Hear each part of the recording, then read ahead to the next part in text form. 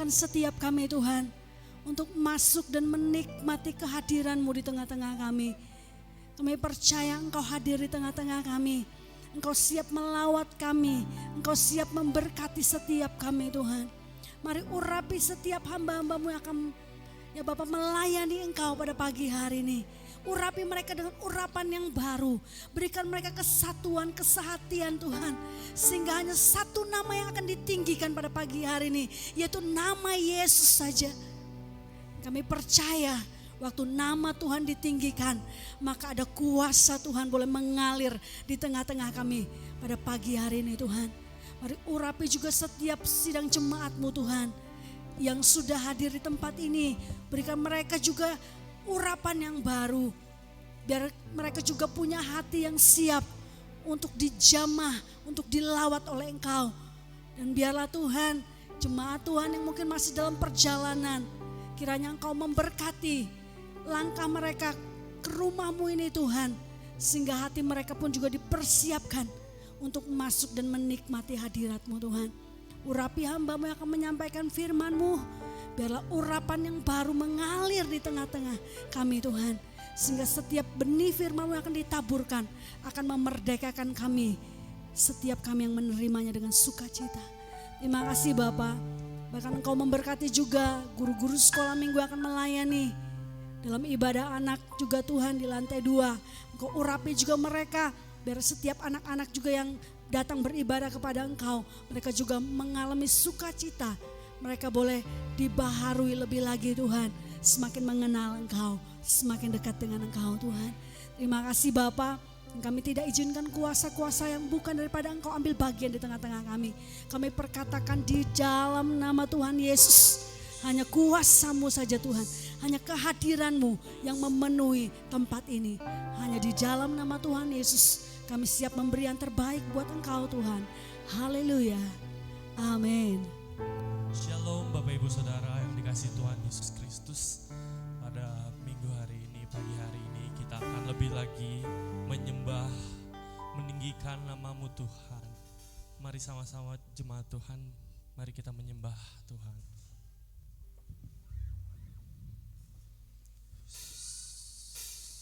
Yes Tuhan.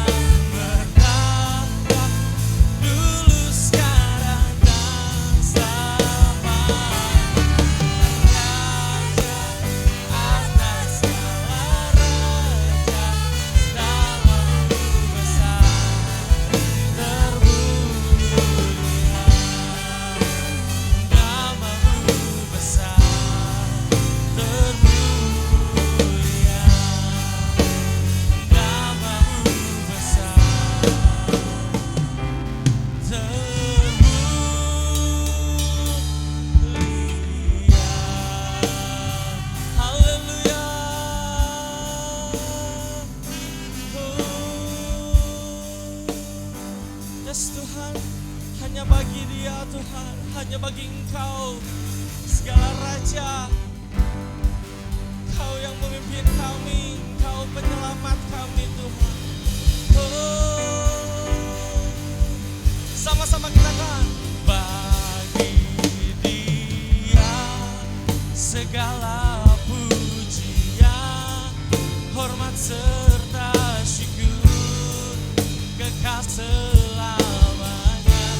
Bagi Dia segala pujian, hormat serta syukur selama-lamanya.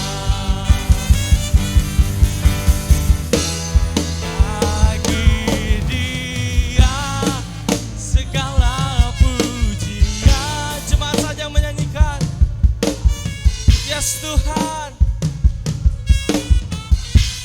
Bagi Dia segala pujian, hormat serta syukur selama-lamanya.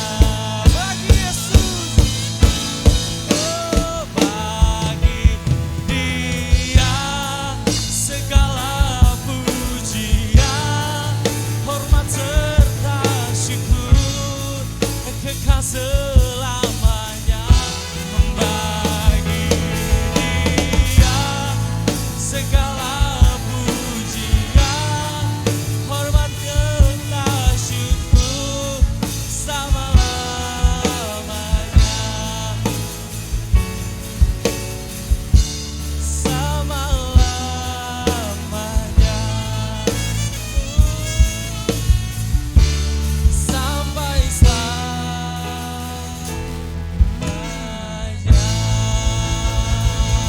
Haleluya, haleluya Tuhan. Terima kasih Tuhan.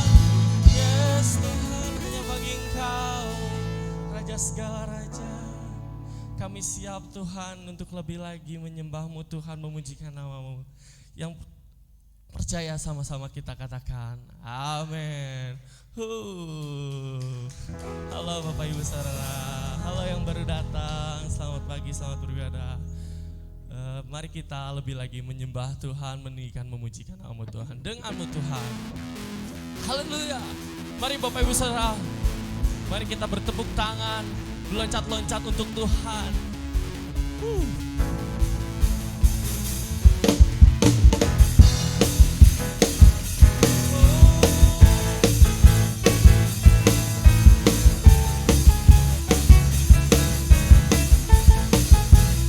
Katakan, tak pernah ku ragu akan kesetiaan. Apa? Kau pegang hidupku sepenuh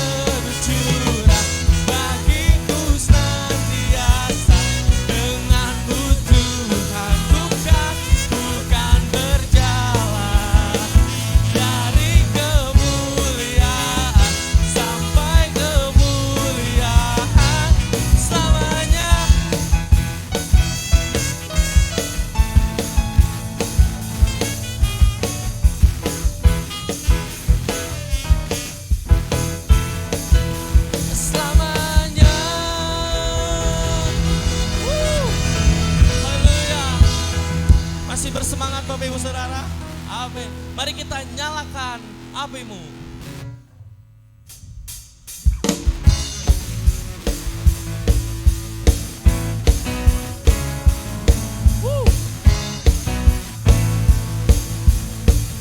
Katakan bersama-sama, jiwa bebas terlepas, kuasa maut tak terhempas. Nama siapa? Yes, nama Yesus jawaban. Langkah tangan berhenti, berlari sampai akhir. Serukan tinggi namanya, serukan ajaib namanya. Roh Kudus membakar setiap kami. Bakar, bakar, bakar, naikkan pujian mukjizat terjadi. Sama-sama katakan, mengalir kuasa-Mu, nyalakan api-Mu, ku nyanyi oh oh oh oh oh oh oh, tercurah kuasa-Mu, nyalakan api-Mu, ku nyanyi oh oh oh oh, keajaiban terjadi.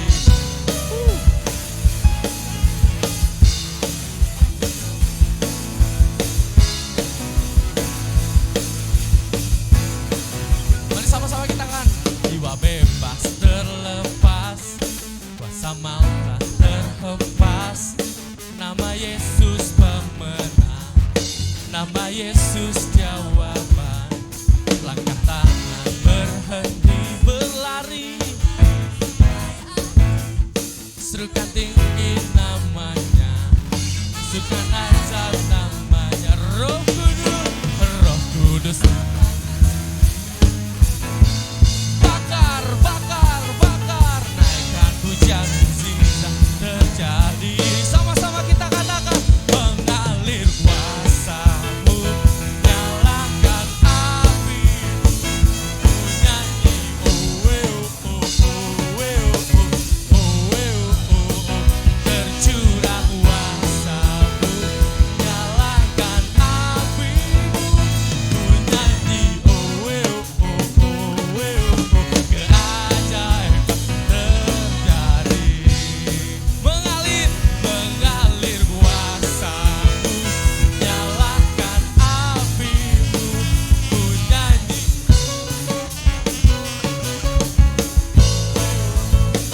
Tercurah kuasa-Mu, nyalakan api-Mu, ku nyanyi.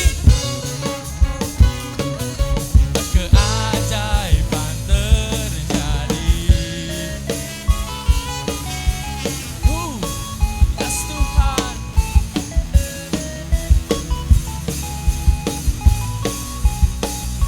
Roh Kudus membakar setiap kami. Naikkan pujian mukjizat terjadi. Roh Kudus membakar setiap kami. Apa? Naikkan pujian mukjizat terjadi. Mengalir kuasa-Mu, nyalakan api-Mu, ku nyanyi oh oh oh oh, tercurah kuasa-Mu, nyalakan api-Mu, ku nyanyi oh oh, keajaiban terjadi. Haleluya, mari kita sama-sama katakan, mengalir, mengalir kuasa-Mu, nyalakan api-Mu, ku nyanyi. Tercurah, yes Tuhan, ku nyanyi oh oh oh oh, keajaiban. Nyalakan kuasa-Mu, nyalakan api-Mu, ku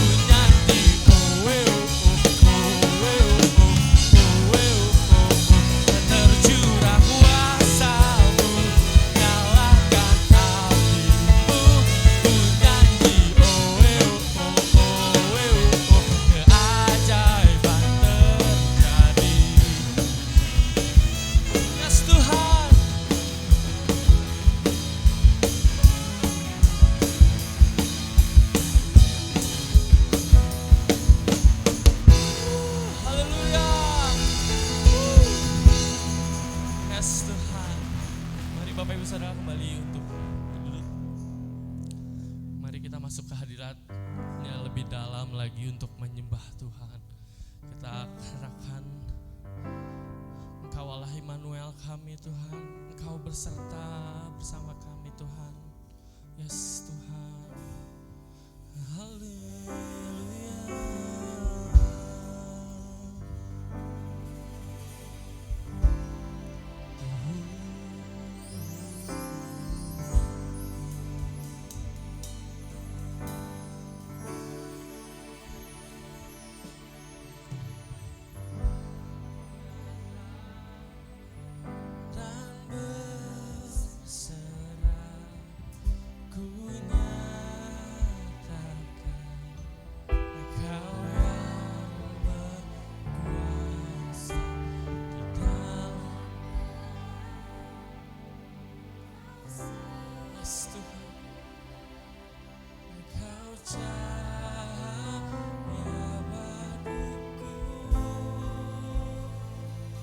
Sama-sama kita katakan, Engkau kuatan, Engkau kuatan, aku bertahan, Engkau harapan dalam kesesakan,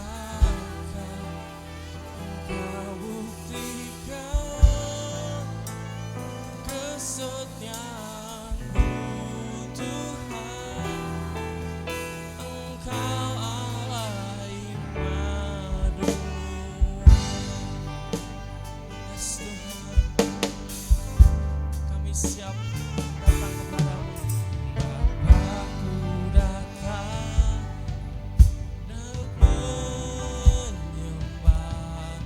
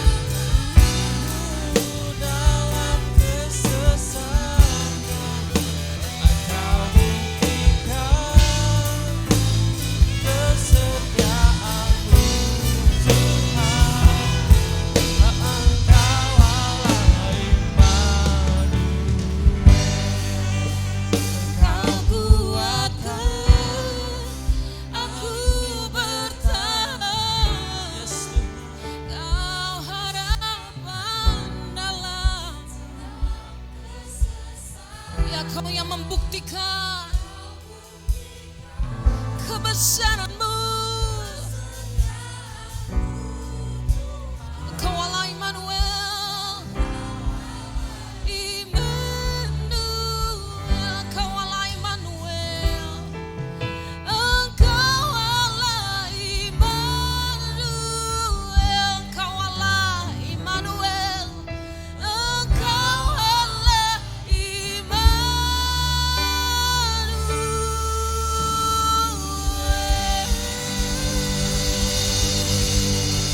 Yes, Lord. Haleluya, Tuhan. Yes. Engkau Allah Immanuel. Engkau yang bersama dengan kami Tuhan. Bahkan di dalam masa-masa kesesakan kami Yesus. Pada hari ini Bapa, kami bersama-sama membuka hati kami. Kami mau mengetahui satu hal, bahwa Engkau Allah tidak pernah meninggalkan kami. Engkau Allah yang akan beserta dengan kami. Bahkan di masa-masa tersulit sekalipun. Bahkan masa-masa di luar kendali kami sekalipun.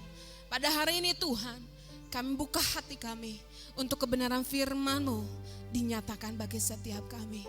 Kami mau menerimanya dengan sukacita. Berikan kepada setiap kami hikmatnya daripada Engkau, sehingga kami dapat mengerti, dapat memahami apa yang ingin Kau sampaikan pada setiap kami. Urapi hamba-Mu ini Tuhan, biar pengurapan yang daripada Engkau memenuhiku, dan hanya kebenaran-Mu saja yang disampaikan pada saat ini. Di dalam nama Tuhan Yesus, kita semua yang bersukacita dan siap menerima firman-Nya, katakan amin. Berikan sorak-sorai meriah untuk Tuhan kita. Haleluya. Terima kasih untuk tim PW yang luar biasa. Saya sangat mengapresiasi tim PW beserta dengan worship leader dan singer yang saya rasa usianya cuma beda setahun sama saya ya. Ya enggak? Oke, saya enggak perlu memperkenalkan diri karena Bapak Ibu pasti sudah tahu saya ya. Enggak usah memperkenalkan diri. Oke, hari ini kita mau belajar bersama-sama dari kehidupan Ayub. Bagaimana kehidupan Ayub, kalau tadi lagunya Kau kuatkan aku bertahan, Kau harapan dalam kesesakan. Itu kayaknya cocok banget untuk Ayub. Oke.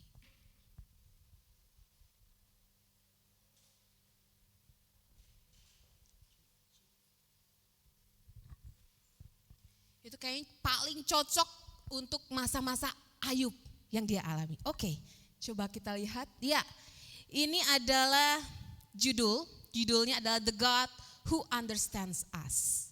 Kalau yang gak ngerti mungkin bahasa Indonesia, Allah yang memahami kita. Kita mau belajar bersama-sama dalam kehidupan Ayub. Bagaimana Tuhan mengerti Ayub, bahkan Tuhan juga mengerti kita. Oke, next.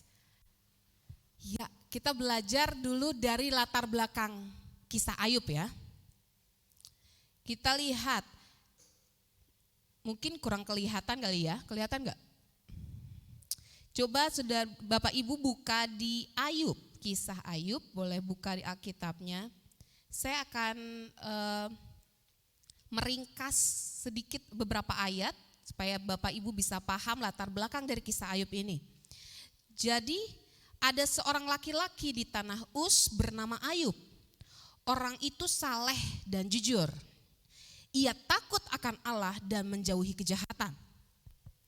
Ia mendapat 7 anak laki-laki dan 3 anak perempuan. Di ayat ketiga, ia memiliki 7.000 ekor kambing domba, 3.000 ekor unta, 500 pasang lembu, 500 keledai betina dan budak-budak dalam jumlah yang sangat besar. Sehingga orang itu adalah yang terkaya dari semua orang di sebelah timur. Jadi kita harus tahu dulu bahwa Ayub ini orang yang saleh, orang yang baik, orang yang menjauhi kejahatan. Dan Ayub juga dikatakan dia punya 10 orang anak. Dan dia ini orang yang kaya, saudara. Bahkan dikatakan yang terkaya dari semua orang di sebelah timur. Lalu iblis datang meminta kepada Allah untuk kan mencobai Ayub. Maaf. Ia izinkan untuk mencobai Ayub. Jadi iblis meminta kepada Allah untuk minta diizinkan untuk mencobai Ayub. Nah, apa yang iblis lakukan terhadap Ayub? Saudara bisa buka di Ayub 1 ayat 13 sampai dengan 19. Apa yang iblis lakukan terhadap Ayub? Ayub 1 ayat 13 sampai 19. Yang pertama, dikatakan sedang lembu sapi membajak dan keledai-keledai betina makan rumput di sebelahnya, datanglah orang-orang Sheba menyerang dan merampasnya. Yang pertama, bahwa kekayaan Ayub dirampas ya oleh orang-orang Sheba. Dan yang kedua, api telah menyambar dari langit dan membakar serta memakan habis kambing domba dan penjaga-penjaga. Hartanya habis dibakar. Dan yang ketiga, orang-orang Kasdim membentuk 3 pasukan, lalu menyerbu unta-unta dan merampasnya, serta memukul penjaganya dengan mata pedang. Dan anak-anak tuan yang lelaki dan yang perempuan sedang makan-makan dan minum anggur di rumah saudara mereka yang sulung. Maka tiba-tiba di ayat 19, maka tiba-tiba angin ribut bertiup dari seberang padang gurun. Rumah itu dilandanya pada 4 penjurunya dan roboh menimpa orang-orang muda itu sehingga mereka mati. Ini yang iblis lakukan. Dia ambil semua harta Ayub. Dia ambil semua penjaganya. Dan dia juga ambil anak-anaknya. Saudara bisa bayangkan apa yang terjadi pada kita kalau kita mengalami hal yang sama. Coba sekarang kita bayangkan aja dulu. Dan kita lihat bagaimana sih respon Ayub. Di ayat yang ke-20. Maka berdirilah Ayub lalu mengoyak jubahnya dan mencukur kepalanya. Kemudian sujudlah ia dan menyembah. Katanya, dengan telanjang aku keluar dari kandungan ibuku, dengan telanjang juga aku akan kembali ke dalamnya. Tuhan yang memberi, Tuhan yang mengambil, terpujilah nama Tuhan. Kita bisa lihat respon Ayub, dia tetap katakan terpujilah nama Tuhan. Dalam kesemuanya itu Ayub tidak berbuat dosa dan tidak menuduh Allah berbuat yang kurang patut, dikatakan demikian. Dan kita lihat apa juga yang terjadi dalam keluarga Ayub. Kita lihat istrinya. Kita masih akan bicara tentang latar belakang dulu kisahnya. Ya. Di Ayub 2 ayat 9 sampai dengan 10. Mungkin ada yang mau membacakan Ayub 2 ayat 9 sampai dengan 10. Sebenarnya ada di slide, mungkin ada yang mau bacakan?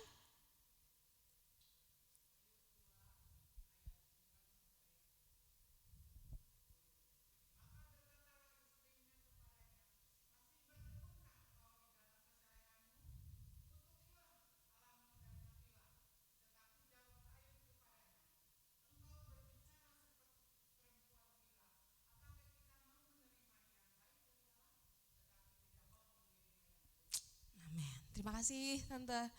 Ya, kita lihat dalam kisah ini bahwa apa yang terjadi dalam kehidupan Ayub adalah hal-hal yang di luar kendali Ayub, betul? Kalau yang di dalam kendali Ayub mungkin karakternya, dia bisa sikapnya, apa yang terjadi dia bisa memperhatikan sikapnya, bagaimana sikapnya, itu di dalam kendali dia. Tapi apa yang terjadi dalam kehidupan dia itu di luar kendali Ayub. Dikata saya tuliskan hal di dalam kendali Ayub, di dalam kendalinya ada karakternya. Ada menjaga hati, dia tetap menjaga hatinya. Menjaga perkataannya, perkataan dia tetap memuji Tuhan. Dan tanggung jawab dia sebagai orang tua. Dan peranan dia sebagai suami. Pola hidup sehat, apa itu pola hidup sehat? Karena setelah ini Ayub itu mendapatkan sakit barah, saudara. Padahal tidak pernah diceritakan dalam riwayat hidup Ayub dia pernah sakit, tidak pernah. Berarti dia mempunyai pola hidup yang sehat. Tapi hal di luar kendali Ayub, ada musibah terjadi. Sakit, akhirnya dia sakit parah. Dan nasib anak-anaknya yang akhirnya mati semuanya, meninggal semuanya. Respon istrinya yang tadi. Dan penilaian orang lain. Nanti kita akan bahas tentang penilaian orang lain. Penilaian dari teman-temannya Ayub. Kita lihat lagi ke istri Ayub. Kita balik lagi ke istri Ayub. Kita lihat tadi berani-beraninya ya, kalau saya pikir berani-berani ya ngomong kayak gitu. Tapi coba kita perhatikan dulu, kita kembali ke istrinya Ayub. Ketika dia mengalami itu, saudara bayangkan seorang istri bangkrut, suaminya bangkrut, kehilangan semua hartanya, anak-anaknya semuanya mati. Apa yang saudara rasakan? Mungkin ada yang mau jawab, apa yang saudara rasakan sebagai seorang istri? Saya tanya pada para wanita dulu. Kehilangan semua harta, kehilangan anak, apa yang saudara rasakan? Ada yang jawab? Krik, krik, krik. Ada yang mau jawab? Apa yang saudara rasakan? Tante Usi, bagaimana? Misalnya bangkrut, abis-abisan semuanya. Anak-anak gak ada semuanya, hilang semuanya. Apa yang tante rasakan? Sedih dan kecewa. Wajar nggak? Wajar nggak sedih dan kecewa? Wajar nggak? Wajar nggak? Kayak takut banget ya. Wajar dong. Coba bayangkan kita kehilangan semuanya. Suami saya bangkrut, anak-anak saya nggak ada, lalu saya gimana? Hidup kami gimana? Sedih ya. Kecewa, iya pasti. Seperti istri Ayub ini. Dia punya rasa kecewa, dia marah. Kecewa dan marah itu dosa enggak? Dosa enggak? Saya mau tanya. Mungkin agak takut deh kalau ngomong marah, kayaknya marah itu dosa kali ya. Marah itu dosa enggak? Dosa, ada yang ngomong dosa. Kecewa dosa enggak? Kecewa dosa enggak? Agak ragu-ragu ya. Saudara, kita ini manusia dikasih perasaan, ya. Kalau kita dilukai, ada hal-hal yang di luar kendali kita, yang kita nggak suka, kita bisa marah, kita bisa kecewa, dan itu hal yang wajar, seperti yang istri Ayub lah rasakan. Dan sebagai wanita, karena kita ini wanita itu biasanya didorong dengan perasaan ya. Kalau istri Ayub ini sebenarnya sedang berproses dengan emosi yang kompleks di dalam dirinya. Dia tuh lagi bergejolak, udah sedih, marah, bingung, semuanya campur aduk di hatinya. Sekali lagi, dan emosi itu adalah pemberian Tuhan. Aneh saudara, kalau saudara tidak pernah merasa marah, saudara tidak pernah merasa namanya kecewa, saudara tidak pernah merasakan sedih, itu aneh. Karena Tuhan kasih setiap kita manusia itu kasih emosi. Gak hanya emosi yang seneng, sukacita, enggak. Semuanya bercampur di dalamnya. Amin. Oke. Coba next. Nah, saya mau jelaskan ini supaya saudara punya pemahaman bahwa emosi tadi yang namanya marah, kecewa itu gak apa-apa, itu pemberian Tuhan. Karena kita sebagai manusia, naturnya demikian. Ya. Coba, ini kita mau menyebutkan, kita klasifikasikan sebagai emosi positif dan emosi negatif. Bukan artinya emosi negatif itu jelek, enggak. Ini cuma hanya untuk penyebutannya supaya kita bisa paham.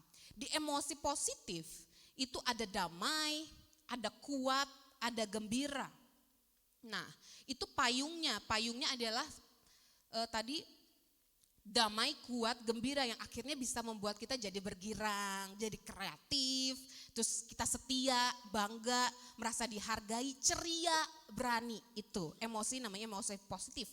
Sedangkan emosi negatif payungnya itu ada di sedih, marah, takut. Itu hanya payungnya, dan di bawahnya ada merasa gelisah, takut, cemas, merasa bersalah, bingung, lelah, insecure. Tahu insecure? Merasa gak aman, insecure nih, aduh body saya gini, insecure. Nah itu insecure, egois dan lain-lain, banyak hal yang lainnya. Ini kita sebutkan sebagai emosi negatif dan emosi positif. Dan diingat bahwa semua emosi ini adalah pemberian Tuhan. Gak ada emosi di dalam diri kita itu pemberian setan, gak ada saudara. Semua emosi yang terjadi dalam hati kita adalah pemberian Tuhan. Saya rasa aneh Kalau misalnya saja kita kehilangan orang yang kita kasih terus kita nggak sedih. Mungkin ada rasa penyesalan, pernah terjadi suatu hal terus kita nggak merasa sedih, nggak rasa menyesal. Aneh saudara. Kalau orang yang seperti itu sedang mematikan perasaannya. Orang yang demikian sedang mematikan perasaannya. Padahal Tuhan mau kita itu merasakan perasaan-perasaan itu. Bahkan kalau saudara tahu juga Tuhan Yesus itu pernah marah, betul ya? Pernah marah di bait Allah. Artinya marah itu dosa enggak? Enggak. Nah, ketika kita enggak bisa menguasai emosi-emosi negatif tadi, ini kalau kita enggak bisa menguasainya, kita enggak punya respon reaksinya yang benar, respon reaksi kita akhirnya salah. Nah, seperti Ayub tadi. Reaksinya malah dia suruh suaminya mengutuki Tuhan. Dan bahkan dia mengutuki suaminya, bilang mati lu. Bayangkan saudara, istri saudara, bapak-bapak istri saudara bilang mati aja lo. Apa yang saudara langsung bayangkan, langsung kesini nancep di hati kayaknya. Nah ini yang membuat dia berdosa. Istrinya Ayub ketika berdosa ketika dia mengucapkan perkataan yang menyakiti suaminya dan menyakiti Tuhan. Dia tidak berdosa ketika dia merasakan sakit, sedih, kecewa, dia enggak berdosa. Tapi ketika dia memperkatakan, mengeluarkan perkataan yang menyakiti suami, yang mengutuki Tuhan, mengutuki suaminya, itu dia jatuh di dalam dosa. Dikatakan di Ayub pasal 3 ayat 26.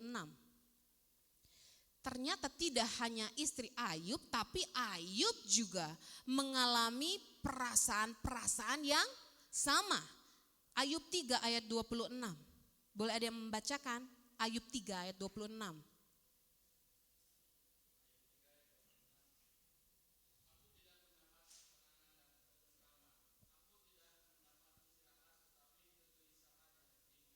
Yes, aku tidak mendapat ketenangan dan ketentraman. Aku tidak mendapat istirahat tetapi kegelisahanlah yang timbul. Kalau di terjemahan yang lain, I have no peace, no quiet, no rest, nothing but pain comes on me. Pain, rasa sakit yang datang padaku. Saudara perhatikan di ayat ini, apa yang dialami oleh Ayub? Ada cemas, ada gelisah, ada khawatir, ada rasa sakit, pain, takut, ada rasa marah. Boleh enggak mengalami semua itu? Boleh enggak?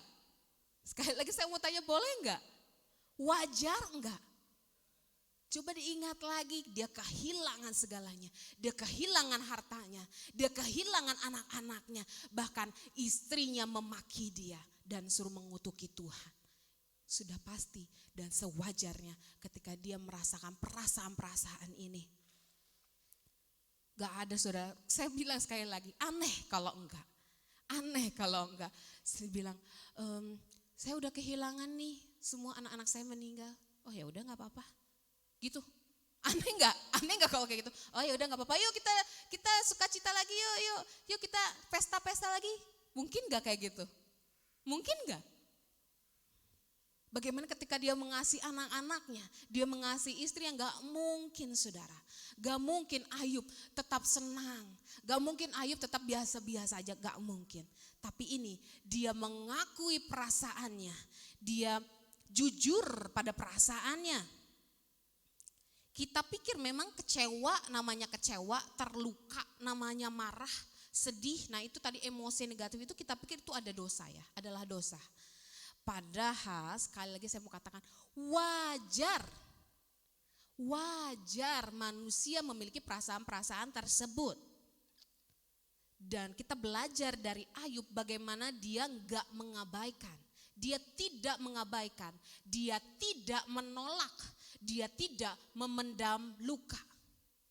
Saudara, saat ini saya ingin kita sama-sama paham dan mengerti bahwa ketika kita punya luka, kita punya marah, kita punya kecewa, itu jangan diabaikan, jangan ditolak, dan jangan dipendam. Saudara, Seperti Ayub ketika dia bilang dia gelisah, dia katakan dia gelisah. Kita nggak perlu menjadi orang-orang yang sok rohani, berkata bahwa semua yang terjadi pada saya merasa saya kuat. No, saudara. Ini contoh mengabaikan. Waktu kita disakiti orang, waktu kita ditipu orang, kita itu gak cenderung kita membiarkannya. Misalnya saya ditipu sama orang. Sebenarnya saya terluka, tapi saya bilang udahlah. Terus saya berusaha untuk melupakannya. Artinya saya melupakan. Orang berpikir ketika melupakan luka, maaf sebelumnya jangan dulu ini. Ketika melupakan luka, kita pikir kita sudah menyembuhkan lukanya. Kita pikir itu sudah fine-fine aja, ternyata enggak. Dan menolak, nih contoh menolak. Waktu kita terluka, kita tersinggung sama suami kita tersinggung sama istri kita bilang, enggak apa-apa lah, enggak apa-apa kok. Enggak apa-apa, cuma gitu aja, enggak apa-apa, sambil senyum-senyum. Enggak apa-apa, padahal hatimu sedang terluka. Tapi kita ngomong, enggak apa-apa. Enggak apa-apa. Oh, cuma gitu doang. Gak apa-apa. Terus contoh lagi memendam. Kalau terluka ada orang yang menyakiti kita pendam. Masukin dalam hati, taruh paling dalam lagi. Sampai biar orang gak ada yang tahu satupun bahwa saya terluka. Karena saya takut penghakiman dari orang. Ntar orang bilang apa, saya pendam. Jadi saya taruh paling pojok dan paling pojok. Marah akhirnya di dalam hati. Tapi saudara tahu gak? Ketika kita mengabaikannya, kita menolaknya, kita memendamnya, si luka itu masih ada. Lukanya itu gak hilang saudara.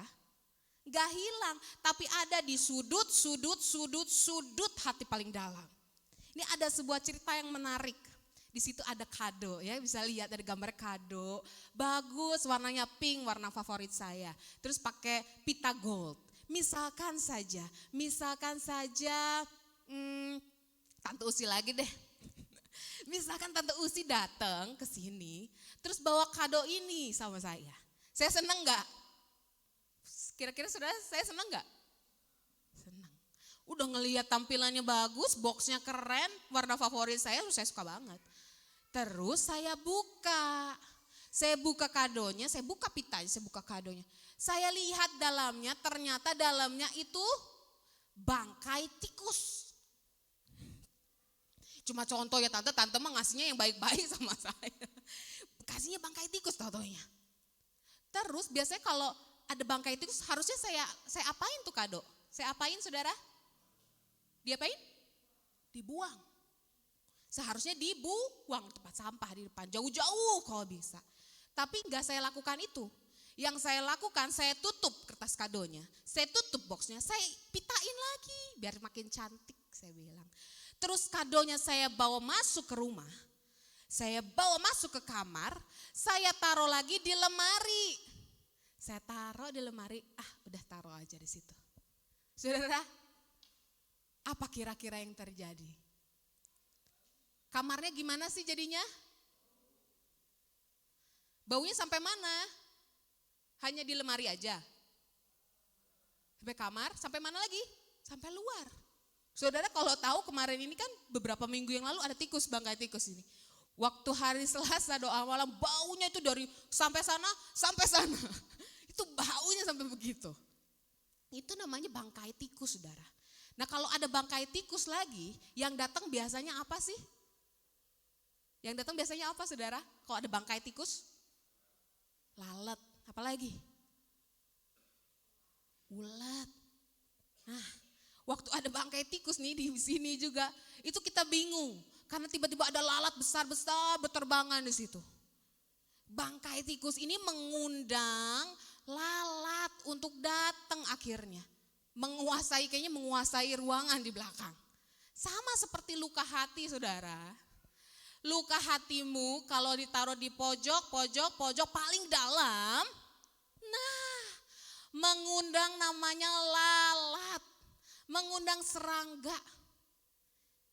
mengundang Beelzebul. Beelzebul itu the god of lies, itu dewanya lalat.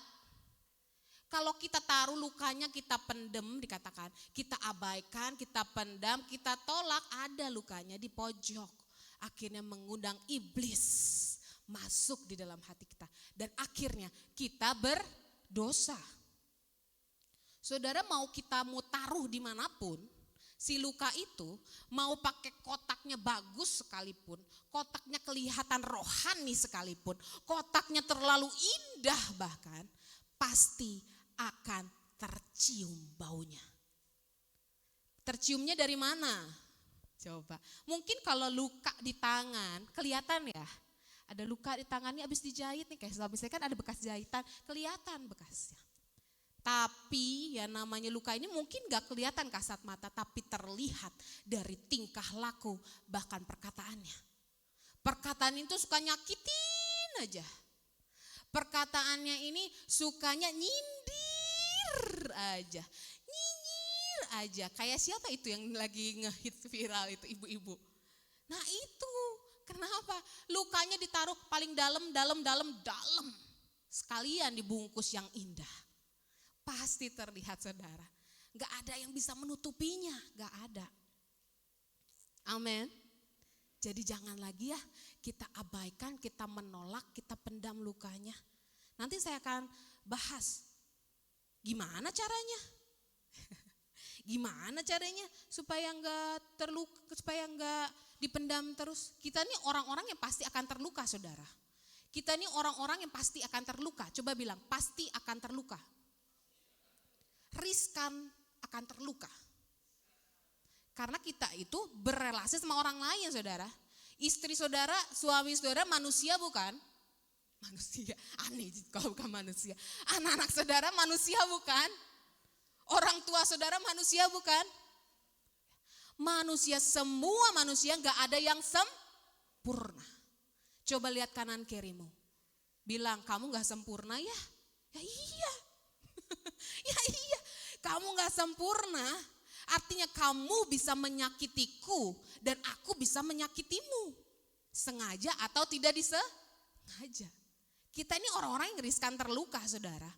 Dan pasti dalam hidup kita pasti pernah mengalami luka. Tapi ketika kita mengabaikan, menolak, memendam luka, itu yang jadi masalah. Ya. Kalau misalnya ke anak juga, saudara, saya belajar untuk mengajarkan anak saya ini enggak memendam lukanya. Dan saya belajar untuk ketika dia nangis, ya boleh kamu nangis. Asal, saya bilang, asal Jubi mau nangis, boleh. Marah, boleh. Wajar kamu nangis karena nggak diajakin main sama cece-cecenya. Biasanya gitu.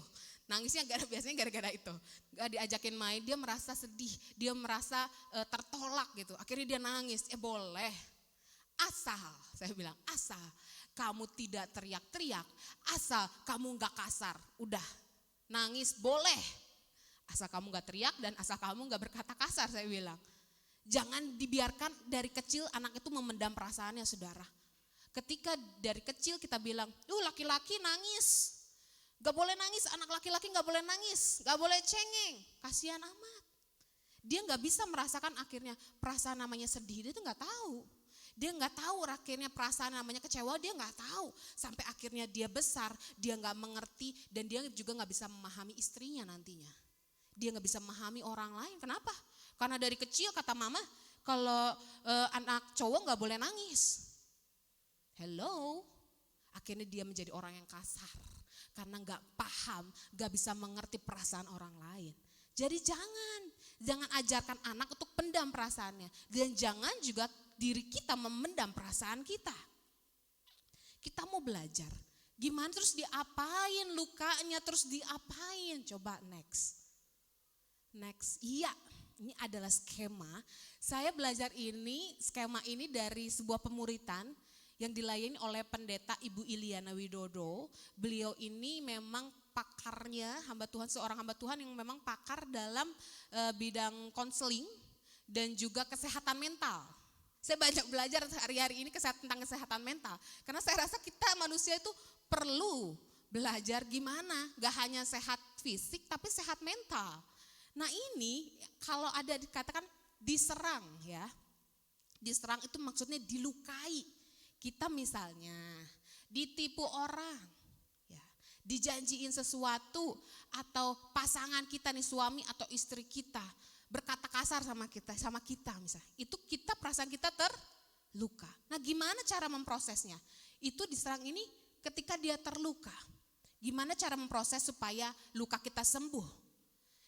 Dikatakan kita mau langkah 1 kilometer. Gimana itu langkah 1 kilometer? Langkah 1 kilometer. Datang sama Tuhan. Tuhan, tahu enggak? Suami saya kasar. Suami saya mukul, anak-anak mukul saya. Suami saya selingkuh. Waduh, udah gak tahu deh, saya juga udah bingung kalau ada kayak gitu. Atau Tuhan, tahu enggak dia itu yang di gereja? Dia ngomongin saya dari belakang, saya sakit hati panjang. Sakit hati sampai nangis-nangis, meraung-raung. Saya marah, saya kecewa sama dia. Boleh saudara, marah boleh di situ ketika datang sama Tuhan, boleh. Nangis boleh, akui semua perasaan saudara. Tapi katakan keputusanmu. Tapi Tuhan, gitu. Saya mau mengampuni dia. Proses pertama. Terus datang deh besoknya ke gereja, ketemu orang itu lagi deh. Kita ketemu, shalom. Hati masih gitu ya, masih Datang lagi deh saya sama Tuhan. 2 kilometer. Datang lagi sama Tuhan. Tuhan, tadi saya ketemu dia lagi di gereja, sosok manis, sosok cantik lagi. Gitu. Sok cantik lagi, sok baik lagi. Tetap aja buat saya dia ngeselin. Tapi Tuhan, gitu. Saya mau mengampuni dia. 2 kilometer. Ketemu lagi di jalanan, di arisan. Ketemu lagi, biasanya kayak gini perempuan soalnya, seru. Arisan ketemu lagi udah, tapi dalam hati sebenarnya masih jengkel sama dia gitu, masih jengkel. Datang lagi sama Tuhan di 3 kilometer tuh. Tuhan, tadi saya ketemu di arisan. Dia sok baik lagi, sok manis, pura-pura lupa. Pura-pura lupa sama kesalahan dia sama saya. Dia udah nyakitin saya, dia ngomongin saya di belakang, dia pura-pura baik di hadapan saya. Tapi Tuhan, gitu nangis lagi, soalnya masih terluka. Saya mau mengampuni dia. Lanjutkan itu sampai ketika kita ketemu orangnya udah gak ngerasain apa-apa lagi. Udah, yaudah, saya sudah mengampunimu, sudah, saya suka cita lagi, saya senang lagi sama kamu. Gitu saudara. Dan kita akan lakukan proses ini untuk setiap luka kita 1 per 1. Misalnya saya kecewa sama suami saya punya 10 kecewa sama suami saya. Misalnya 1 per 1 saya lakukan itu, proses itu sama Tuhan. Dia udah nyakitin saya, Tuhan dia suka lupa sama janjinya. Dia janji mau ngajakin saya ke mall, tapi gak jadi-jadi. Gitu. Itu saya terluka dan saya lakukan dengan cara itu, proses itu. Terus sampai akhirnya saya tidak merasakan apa-apa lagi. Sampai akhirnya saya sembuh. Dan itu yang akan kita lakukan terus. Tapi sampai kapan sih? Waktunya sampai kapan sembuhnya? Kapan? 1 minggu? 2 minggu? 1 bulan? 2 bulan? Tergantung, saudara. Tergantung seberapa luka yang kita rasakan. Ada orang yang sebulan, ada yang 2 bulan. Ada yang mungkin hanya 2 minggu ataupun bertahun-tahun saudara. Di Allah kita merasakan hal itu, tapi yang penting diproses. Yang penting jangan diabaikan, jangan ditolak dan jangan dipendam, tapi diproses dengan demikian. Diakui. Jujur sama Tuhan. Kita tuh orang-orang tuh ya, bahkan saya pribadi, saya sebelum tahu tentang ini, selama ini saya tuh orangnya juga memang memendam. Saya berpura-pura kuat menghadapi masalah. Saya pura-pura, it's okay gak ada apa-apa deh. Terus akhirnya saya menolak perasaan itu. Saya menolak perasaan terluka, saya menolak perasaan kecewanya. Saya, udahlah gitu. Padahal saya terluka. Padahal lukanya masih ada. Karena kita pikir kalau kecewa, kalau terluka, kalau marah itu dosa. Kita pikir gitu. Tapi sekali lagi kita mau belajar bahwa kita harus mengakuinya di hadapan Tuhan. Jadikan Tuhan sahabat kita, saudara. Tuhan tuh suka, senang kalau kita menjadikan sahabat. Kalau sama sahabat kan gitu ya saudara ya. Kita ceritakan semuanya, kita ceritakan sakit hati kita ceritakan luka kita ceritakan marah kita. Begitulah yang Tuhan inginkan. Hubungan yang demikian, yang begitu dekat. Seperti suami dan istri dekat sehingga kita mau terbuka dengan dia. Kita ini memang bisa terluka karena diri sendiri, bisa enggak? Nyesel. Biasanya karena kita melakukan sesuatu penyesalan. Atau kita juga bisa terluka karena keadaan. Seperti Ayub, kisah Ayub tadi dia terluka karena keadaan. Dan seperti pandemi ini, berapa banyak orang yang terluka gara-gara pandemi ini. Gara-gara pandemi kehilangan pekerjaan, di PHK, kehilangan penghasilan, bahkan gajinya dipotong, atau memang udah benar-benar gak ada penghasilan sama sekali. Kita bisa terluka. Dan juga kita bisa terluka karena orang lain. Benar? Betul apa betul saudara? Dan kita di sini tidak ada yang tidak rentan untuk mengalami luka dan dilukai. Coba next. Ya, kita juga mau lihat. Udah terluka, udah tertekan, kehilangan harta, kehilangan anak, istrinya gitu lagi, bukannya mensupport, sebagai istri harusnya mensupport, harusnya menolong. Lagi deh, teman-temannya ini, sahabatnya Ayub, kita perhatikan sahabatnya Ayub, apa yang mereka lakukan? Saya tidak akan membacakan ayat-ayatnya saudara, ada di Ayub 4, Ayub 8 dan seterusnya itu ada. Ketika kisah teman-temannya Ayub menghakimi, menuduh Ayub. Kita perhatikan ada Elifas, ada Bildad, ada Sovar. Semuanya menghakimi Ayub. Padahal Ayub ini lagi kesusahan, lagi sedih. Di Ayub 4 ayat 7-8 Elifas meragukan integritas Ayub. Si Bildad juga bilang kalau kamu murni Allah akan melindungimu. Berarti selama ini kamu gak murni. Gitu bahasanya mungkin. Si Zofar juga menuduh bilang Ayub, omong kosong kamu itu. Si Elifas juga begitu menghakimi Ayub. Semua perkataan-perkataannya menghakimi Ayub. Nah saudara, coba kita perhatikan. Di masa-masa sulit, teman Ayub malah menghakimi, malah sok mengajari. Pernahkah saudara merasa dalam kehidupan saudara lagi tertekan nih, lagi punya masalah berat. Maksudnya datang sama teman tuh maksudnya mau sharing gitu. Minimal didengarkan, gak usah dikasih solusi, didengarkan. Ngomong misalnya aja sama pasangan, biasa paling dekat sama pasangan ya. Kita punya masalah, kita ngomong sama pasangan kita, sama suami, sama istri kita. Tahu-taunya pasangan kita malah menghakimi. Kamu sih gak dengar-dengaran saya, kamu sih kurang berdoa. Kamu sih selama ini pelit. Kamu sih terus aja, kamu sih. Akhirnya perkataan kita penuh dengan penghakiman. Saudara, kalau kita juga punya teman yang sedang mengalami kesusahan, punya masalah, tolong stop menghakimi.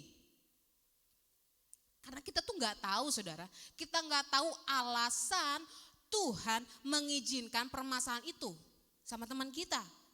Kita gak tahu.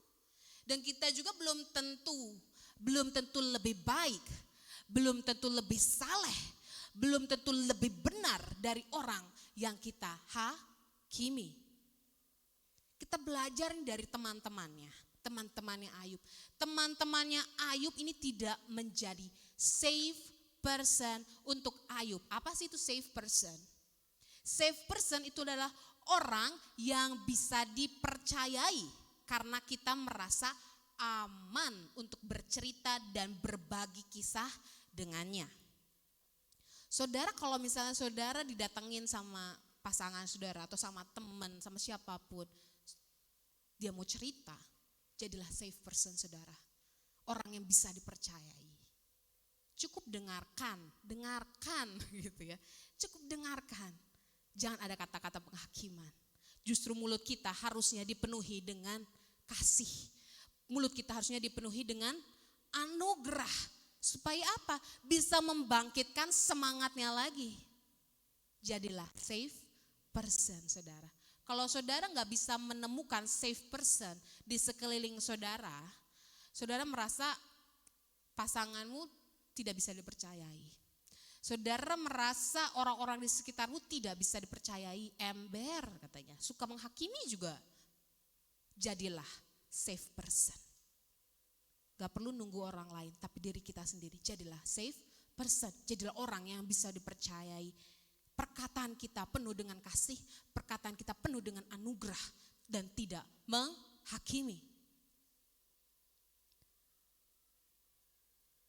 Dan dikatakan meskipun teman-temannya Ayub, istrinya bahkan keadaannya gak mendukung Ayub, tapi kita mau lihat respon akhir Ayub tetap benar.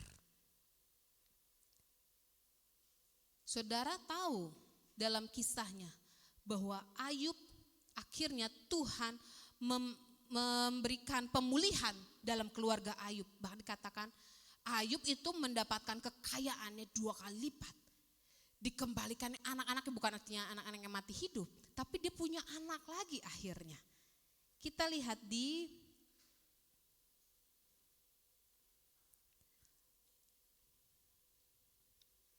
Ayub pasal 42, coba saudara.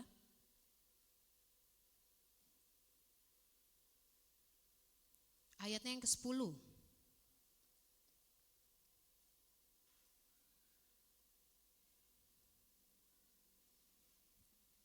Ada yang bisa bacakan Ayub 42 ayat yang ke-10.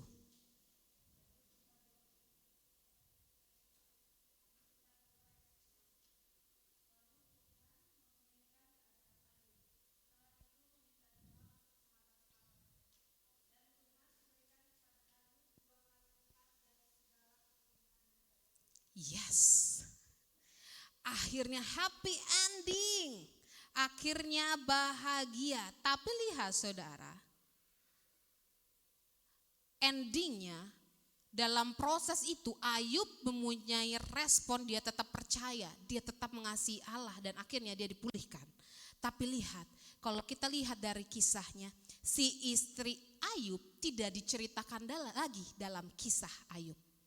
Istri Ayub seakan-akan menghilang dari kisah setelah dia menyatakan pernyataan suruh mengutuki Allah. Akhirnya hilang. Si istrinya ini gak masuk dalam pemulihan keluarganya sendiri. Jadi saudara, istrinya memang lolos dari maut. Istrinya gak mati, istrinya memang lolos, tapi gak ada di dalam momen pemulihan. Katakan momen pemulihan, dia gak masuk di dalamnya. Karena apa? Karena responnya yang salah, perkataannya yang salah. Tapi Ayub menikmati pemulihannya, menikmati semua berkat 2 kali lipat dikatakan. Ketika Tuhan izinkan masalah ini terjadi pada Ayub, coba kita membayangkan, ini menjadi pertanyaan kita. Apa Tuhan tahu enggak yang jadi perasaannya Ayub dan istrinya? Tuhan tahu enggak? Saudara, ketika tadi dia sudah mengalami berbagai hal yang menyakitkan, Tuhan tahu enggak kalau Tuhan izinkan ini akan menyakiti Ayub? Tuhan tahu enggak? Tuhan tahu enggak saudara? Tahu dong. Dari awal Tuhan sudah tahu. Kalau misalnya anak-anaknya diambil, hartanya diambil, Tuhan sudah tahu. Ayub pasti terluka, Ayub pasti sedih, Ayub pasti marah, istrinya pun demikian. Tapi Tuhan yang mau lihat adalah, Tuhan mau lihat responnya Ayub ketika merasakan perasaan itu. Dan kita lihat, ini salah satu jawaban Ayub ketika dia dihakimi juga. Di Ayub 23 ayat 14. Walaupun dia dihakimi, dia mengatakan, Di Ayub 23 ayat 14. Karena ia akan menyelesaikan apa yang ditetapkan atasku. Dan banyak lagi hal yang serupa itu dimaksudkannya. Dia tetap percaya bahwa Allah akan menyelesaikan semuanya. Dan akan happy ending. Dia tuh sebenarnya sudah tahu, saudara. Dia sudah tahu dan dia katakan di Ayub 42 ayat 2. Dia katakan dengan imannya, kata, aku tahu bahwa engkau sanggup melakukan segala sesuatu dan tidak ada rencanamu yang gagal. Yes, itu responnya. Itu respon Ayub, saudara. Meskipun dia sedih, dia pun sedih, marah, kecewa, dia akui sama Tuhan. Dia gak menutupi, dia tidak menyangkal perasaannya. Tapi dia akui dan dia punya respon yang benar. Tidak seperti istrinya. Istrinya dari kisahnya itu gak pernah diceritakan dia merasa sedih. Dia mengungkapkan kesedihan, dia mengungkapkan kemarahan, enggak. Tapi dia langsung, responnya tuh langsung reaktif. Langsung ngomongnya menyakitkan. Itu yang menjadi dosa, saudara. Ada yang membacakan di Pengkhotbah 3 ayatnya yang ke-11.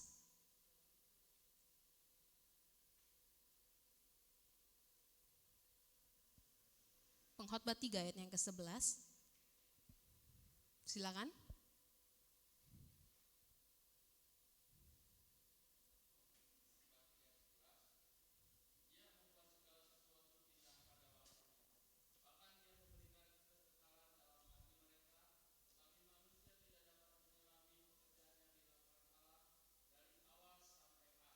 Yes, amin.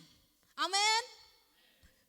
Apapun yang terjadi dalam kehidupan kita yang di luar kendali kita, mungkin bisa menyakitkan, bisa melukai, bisa bikin kita marah, bisa bikin kita sedih, kecewa, boleh.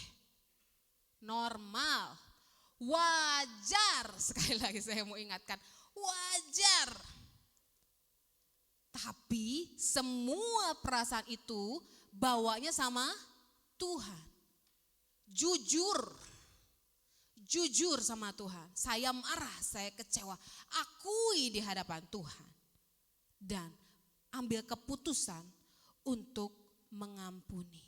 Untuk bisa menerima kenyataan. Tuhan itu, karena Tuhan itu tahu, saudara. Dan bahkan Tuhan itu mengerti setiap perasaan kita. Jadikan firman Tuhan, saudara, sebagai pegangan. Seperti Ayub, tetap hidupnya benar, menjaga kehidupan dengan benar. Jadikan firman Tuhan sebagai peganganmu dan janjinya. Karena dengan firman-Nya itu mampu menyembuhkan hati kita. Dan tetap percaya, saudara, seperti ayat tadi. Apapun yang terjadi, Tuhan itu mengerti. Dan Tuhan membuat segala sesuatunya indah pada waktunya. Amin. Amin. Yuk kita akan menutup. Saya persilahkan para pemain musik.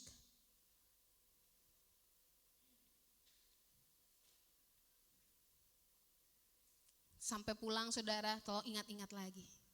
Setiap emosi yang kita rasakan jangan ditolak. Jangan diabaikan, jangan dipendam, saudara. Bawa sama Tuhan. Dia mengerti kok, dia peduli kok sama semua perasaan kita. Akui, jujur di hadapan Tuhan. Amin. Kita mau naikkan tadi pujian tadi, lagu Immanuel. Dikatakan Bapakku datang dan berserah. Yes, saat ini Tuhan, apapun yang saat ini kami sedang rasakan, saya sedang rasakan. Saya membawa sama Tuhan, saya datang sama Tuhan dan saya berserah kepada Tuhan. Amin. Mari kita bangkit berdiri.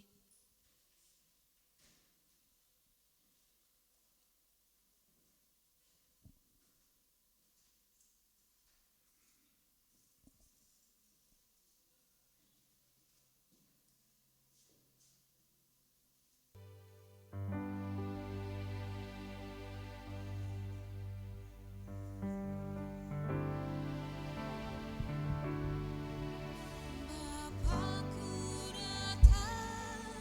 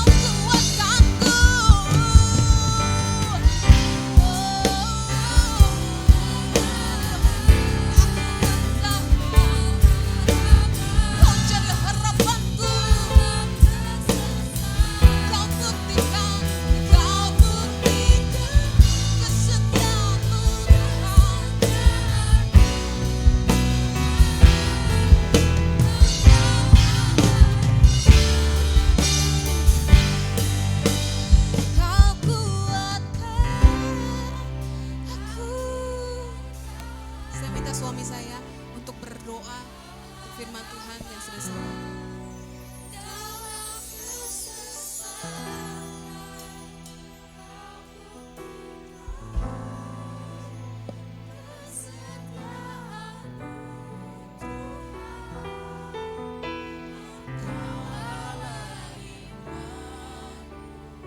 Katakan Engkau Allah Immanuel.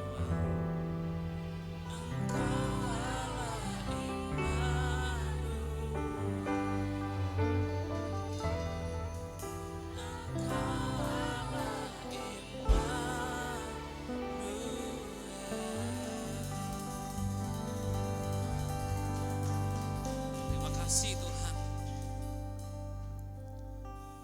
Tuhan, kami rindu memiliki satu keluarga yang diberkati.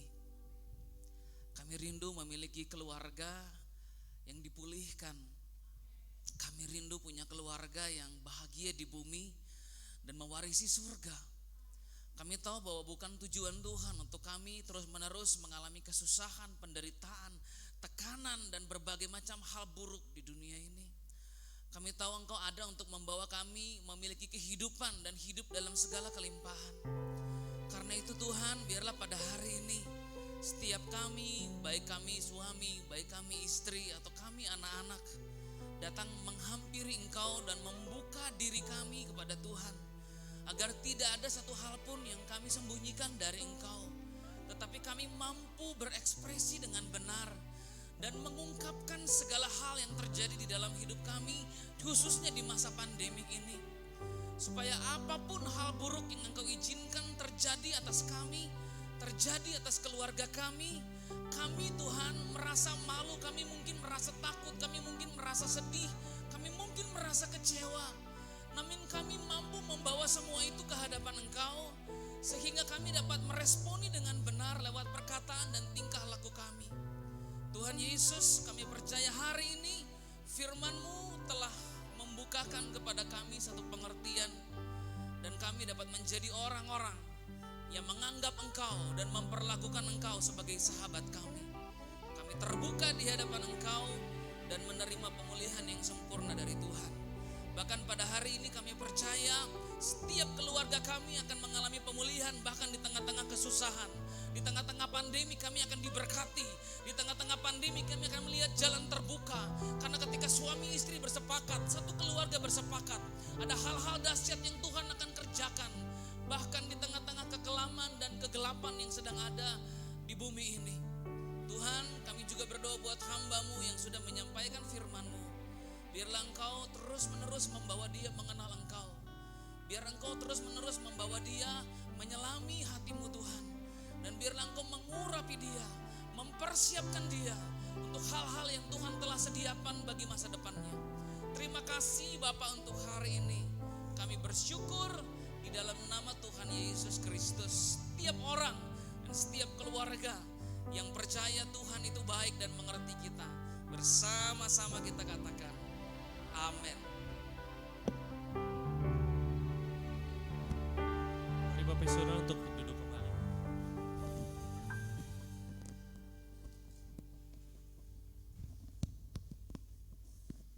Bapak Ibu Saudara terberkati oleh firman Tuhan yang telah disampaikan oleh hambanya. Terima kasih untuk pelayanannya yang telah menyampaikan firman yang begitu banyak berkat dan teguran untuk kita semua.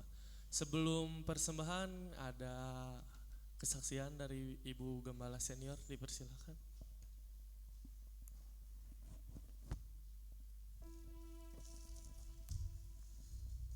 Shalom, puji nama Tuhan ya. Allah kita Allah Immanuel, Allah yang berserta dengan kita, amin. Hari ini saya juga boleh merasakan betapa luar biasanya kasih Tuhan di dalam kehidupan saya. Dia menyertai saya.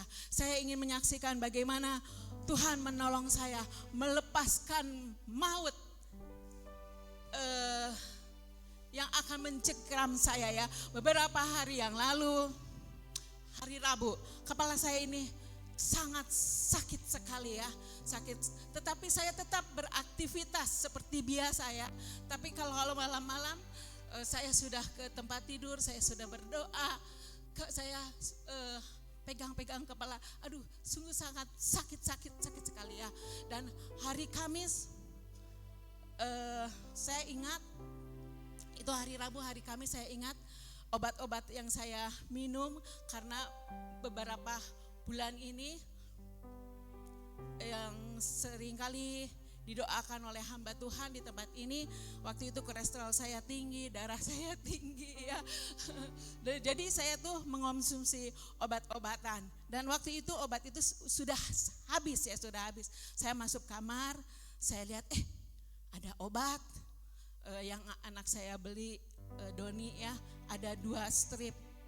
Saya makan aja.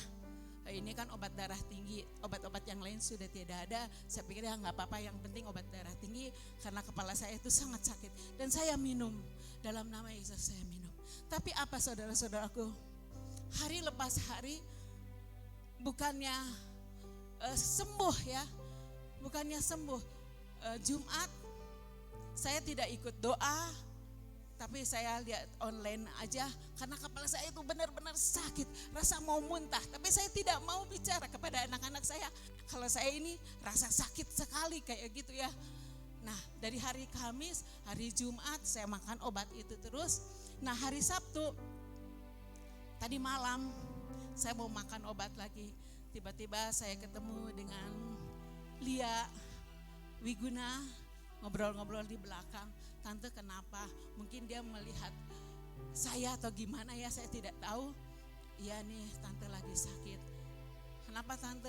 Darah tinggi, sakit. Ini sebentar mau makan obat. Masa tante makan obat gak turun-turun? Iya, sebenarnya gak turun. Saya mau makan obat, tapi kenapa waktu saya mau makan obat ada satu keraguan ya dalam hati saya. Kenapa obatnya kok begini ya? Tapi sama seperti yang biasa tuh saya makan modelnya kayak begini. Lihat, bener gak ini obatnya? Terus lihat, tante ini mah obat alergi. Ya Tuhan, obat alergi. Ya itu memang saya dulu pernah saya alergi, saya mengonsumsi obat itu dan sudah lama saya tidak pernah makan obat itu.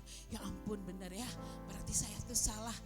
Jadi selama ini yang saya konsumsi harusnya untuk obat darah tinggi, ternyata obat alergi. Akhirnya saya datang ke kamar Esther memasalah makan obat, coba lihat ini, suruh mereka lihat benar itu obat alergi. Saya sungguh bersyukur kepada Tuhan. Tuhan mengingatkan saya melalui Lia. Kalau tidak saya ketemu dengan Lia, mungkin saya terus mengonsumsi obat itu karena ada 2 strip. Bayangkan ibu bapak saudaraku, 2 strip itu berarti sekitar 20 hari. Mungkin saya tuh bisa stroke atau mungkin bisa lewat ya. Tapi saya bersyukur saat ini Allah Immanuel menyertai saya, mengingatkan saya, jangan saya terus dalam kelalaian, tapi saya harus lebih teliti lagi ya.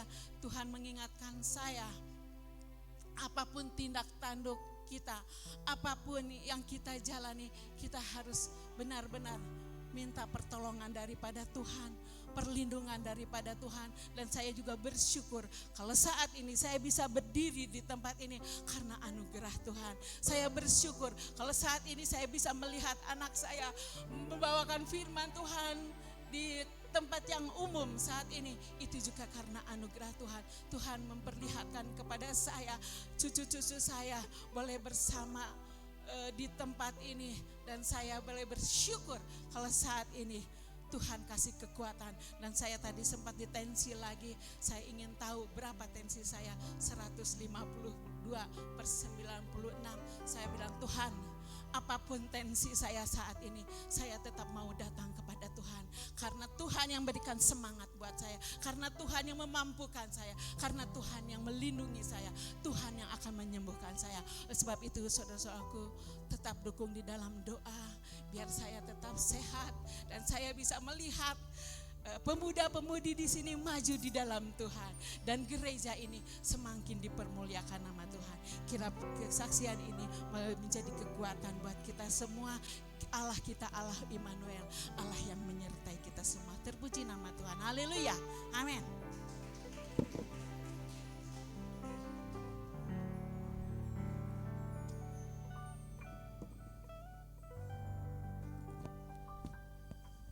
Haleluya Bapak Ibu Saudara. Setelah ini kita akan memberikan persembahan. Sebelum menjalankan persembahan, mari kita menaikkan doa.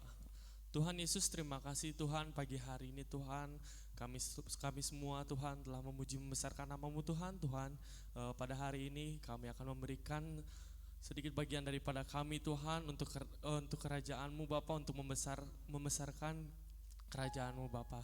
Tuhan, berkatilah persembahan ini Tuhan agar menjadi dampak dan terang bagi kita semua Tuhan. Di dalam nama Tuhan Yesus Kristus, haleluya, amin. Saya undang untuk pelayan kolekte untuk maju ke depan.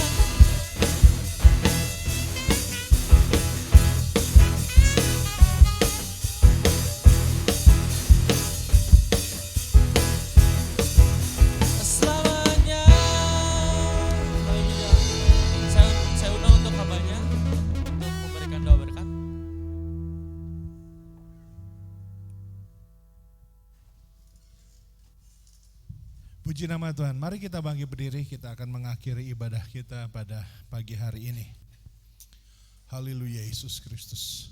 Kami mengucap syukur Tuhan kalau pagi hari ini Kau masih memberikan kami kesempatan untuk kami boleh menikmati ibadah Tuhan ya Apa di tempat-Mu, di dalam rumah-Mu Tuhan. Biarlah setiap puji-pujian yang kami naikkan menjadi dupa yang harum di hadapan-Mu.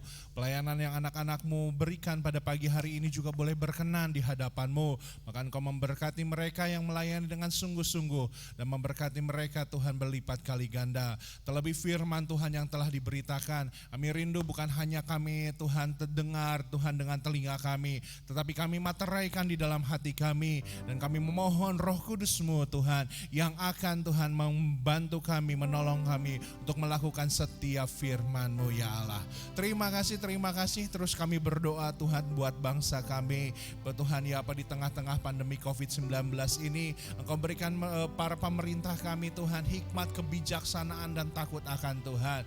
Biarlah Tuhan ya apa di dalam juga menangani masalah resesi ekonomi juga Tuhan, Engkau juga Tuhan memberikan kepada pemangku kebijakan Tuhan untuk bertindak dengan bijaksana Tuhan. Setiap Tuhan hal-hal yang sedang terjadi, pro-kontra yang terjadi akibat undang-undang yang ada, tetap biarlah Tuhan ya apa memberikan hak kepada setiap pihak yang Tuhan ya apa bertentangan, hati yang tetap dingin Tuhan ya apa, sehingga mereka boleh menyelesaikan perbedaan dengan baik juga Tuhan. Terima kasih, kami terus berdoa buat gereja-gereja Tuhan yang masih banyak belum bisa membuka rumah ibadahnya Tuhan. Biarlah Tuhan jemaat-jemaat Tuhan ya Bapa, sekalipun mereka beribadah di rumah mereka masing-masing, tetap diberikan kekuatan, kesetiaan Tuhan. Dan mereka yang sudah memiliki kesempatan untuk beribadah, mereka juga tidak menyia-nyiakan untuk datang langsung ke dalam rumah-Mu Tuhan, untuk kembali beribadah dengan setia dan sungguh-sungguh. Terima kasih, kami juga berdoa buat hari ini Tuhan, tadi pagi bahkan sampai dengan jam ini orang tua daripada keluarga Bapak Henry Tuhan sedang dioperasi, ibunya Tuhan kakinya akibat diabetes harus diamputasi. Kami berdoa di dalam nama Tuhan Yesus Kristus, Tuhan yang akan Tuhan ya pimpin proses operasi daripada ibu dari Ko Henry Tuhan, dan berikan juga kekuatan penghiburan kepada keluarga yang harus menghadapi kenyataan ini. Kami tahu tidak mudah Tuhan ya Bapa, tetapi biarlah kekuatan dan penghiburan daripada Tuhan yang menyertai keluarga, dan biarlah Engkau juga akan pulihkan Tuhan selekas mungkin Tuhan keadaan ibu daripada Ko Henry Tuhan. Terima kasih Tuhan, kami akan mengakhiri ibadah kami ini. Biarlah kami angkat kedua tangan kami Tuhan di hadapan-Mu, kami terima berkat daripada Tuhan. Tuhan memberkati dan melindungi Engkau, Tuhan menyinari Engkau dengan wajah-Nya dan memberikan Engkau kasih karunia. Tuhan menghadapkan wajah-Nya kepadamu dan memberikan Engkau damai sejahtera. Jemaat Tuhan, terimalah berkat daripada Allah Bapa, cinta kasih daripada Roh-Nya daripada Yesus Kristus di dalam persekutuan dengan Roh-Nya yang kudus akan menyertai, memberkati, melindungi, menguatkan, menghiburkan setiap kita mulai daripada pagi hari ini sampai Maranatha Tuhan menjemput kita kedua kali. Semua yang percaya katakan amin.